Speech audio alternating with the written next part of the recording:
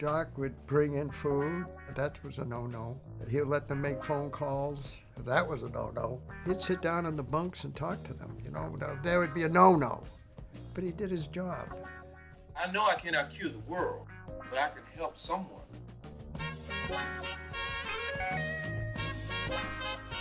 Dave Cash kept telling me before the fourth inning, he said, you have a no-no, you have a no-no. And then about a couple innings later, he came back. He said, Dave, I still got a no-no going. The phone started ringing and calling Paula. All I knew is he had pitched a no-hitter. And I knew as a ball player's wife with a husband who was a pitcher, that was a good thing. What about LSD for pitchers? That worked so well for Doc Ellis. Doc Ellis. He threw a no-hitter on the LSD.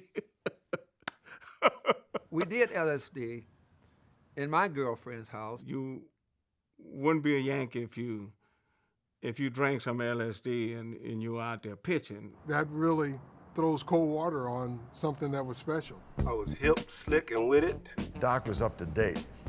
Yeah. He was up to date. He was a chapter ahead. The big Cadillac, the rings, chains. Or some type of hat that was somewhat different. Because he wanted to be the hippest, stylist, guy around. Don't ask me about my hair being red. Get out of my face. Chicago, that's when Doc had his curlers. Red and blue and yellow curlers. New curly. Rollers, his actual rollers. I saw curlers all the time. And it was accepted, but not in public. They called what they hurler with the curlers. Arrogant. I was not bashful, bold. Hey, Doc Ellis in here. I'm striking out everybody in here. Nobody's gonna get a hit. Willie Mays can't hit that. Hank can't hit that.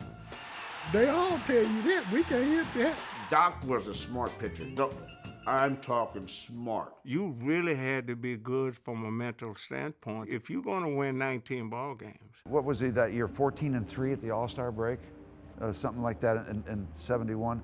Doc did a hell of a job of promoting that game by making a statement that they would never start two brothers in that game, talking about himself and Vida Blue. After that statement was made, of course, the newspapers blew it up and he started. When he had the good years, he was in shape.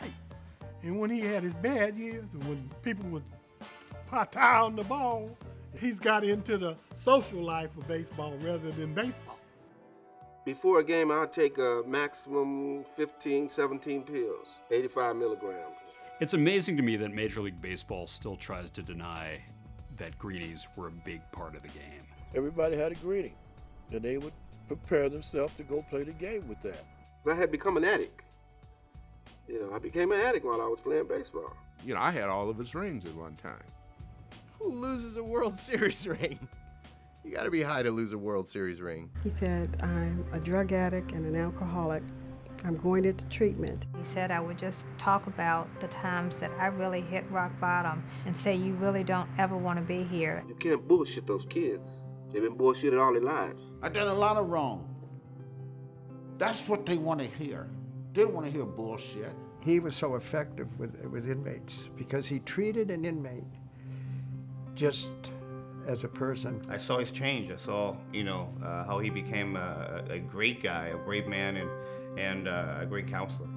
Life is not a big bundle of joy.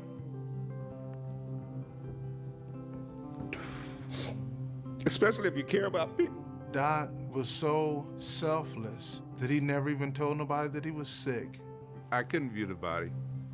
Doc was a great human being, and it was very easy for me to eulogize him. To speak of a man as great as Doc is very easy. If I had never met Doc Ellis, I'm scared to think where I'd be right now. The no-hitter was great, but the latter days were greater.